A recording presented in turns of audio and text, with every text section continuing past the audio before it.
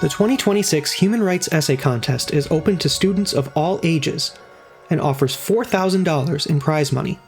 The focus for this contest is on the sentencing of human rights activist Jimmy Lai to 20 years in prison, and how this sentencing should impact U.S.-China relations. Essays must be submitted by June 15th. For more information, visit humanrights.catholic.edu. Hello everyone, and welcome to another episode of the Barefoot Lawyer Reports on China. My name is Will Deathridge, the producer, and joining me as always is Chen Guangcheng. Hello everyone, I'm glad to see you here again. Thank you, Will. Yeah, and as we're recording this, it's May of 2026, and a big topic in the headlines in American news right now is Chinese spies and foreign influence sneaking their way into American governance, right, Guangcheng? Yes, that is very big news now. A lot of people focus on it online. So we've got a couple of stories to cover today. Guangcheng, how about we talk first about the police station in New York? Yeah, that is one person. His name is Lu Jianwang. And he is a Tibetan person. And before he worked in police station, but he helped the CCP in New York and helped them to create the secret police station in New York. Well, Guangcheng, when you say a secret police station, what do you mean? Like, what would they do? These police stations operated as surveillance units for the CCP. They just obeyed the CCP's orders. The police station never registered in our government, like mafia, because they try to give the activists trouble here. And if they have human rights events, they would order the police to threaten them. To harass them. Sometimes they give the families pressure to go back to mainland China and then punish them. This is just one thing, but the CCP did a lot like this. Now Lu Jianwang, the court will sentence him in prison. Right, Guangcheng, how long was this police station operating for? We first heard about this 6 years ago. Gotcha. And how long ago was it shut down? 2 years ago. Got it. Yeah, that's 2 years ago. Now he's in court. Gotcha. Yeah. So it'll probably be a while until he gets a sentence, right? Yes, I hope the judicial system can punish all the CCP spies in the U.S. As far as the police station, was it operating just in New York, or would they be all over the place? No. Before, some report exposed some in Europe. I believe in the U.S., in California, in Chicago, in Washington, D.C., the big cities in the U.S., I believe the CCP have a lot of secret police stations already. So I want to remind our listeners, if you found someone who works for CCP in the U.S., we should report to FBI and stop the CCP. And if you'd like to learn more about Chinese secret police stations in Europe and the U.S., the Center for Human Rights has published a detailed analysis of the situation. To read this report, go to our research and analysis page on humanrights.catholic.edu. And then Guangcheng, there's another story that's been going around about a mayor. Yes. That comes from Arcadia City, California. Her name is Eileen Wang, right? She came from Sichuan province and Chengdu City. And she immigrated to the U.S. in 1995. Okay. Yeah, she's lived in the U.S. 31 years. Wow. So, the problem is she worked with her boyfriend. His name is Sun Yaoning. Last name Sun, first name Yaoning. They work together in California to help CCP. So what would they do?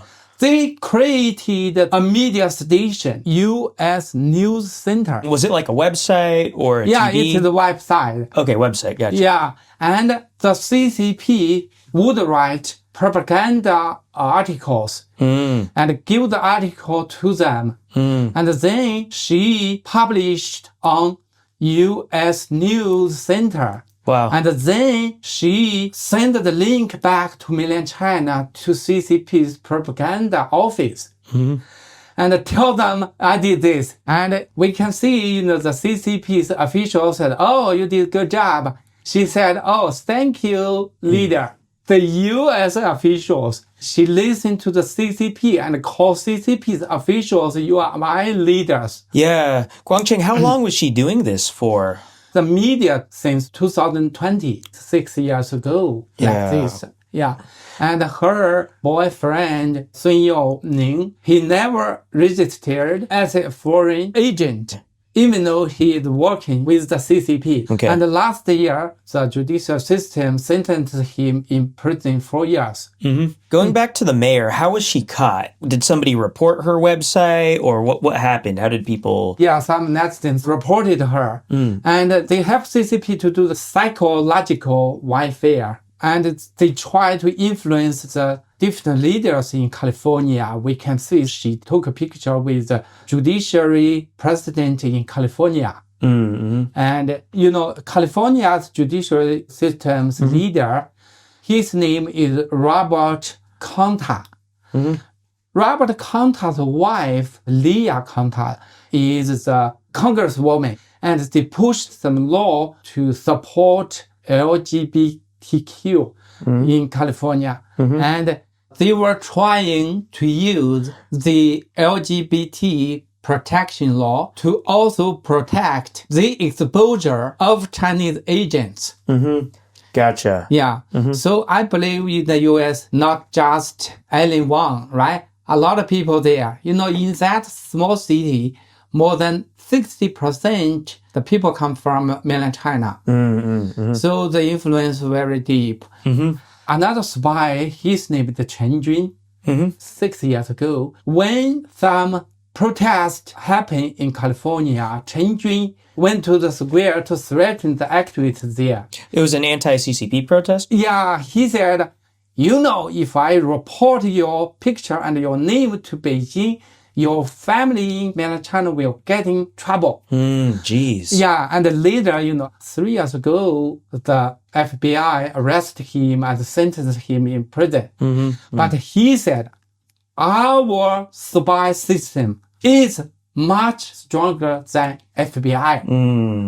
Chen Guangcheng was in prison. He still thinks they are stronger than FBI. He still thinks they will win. Yeah.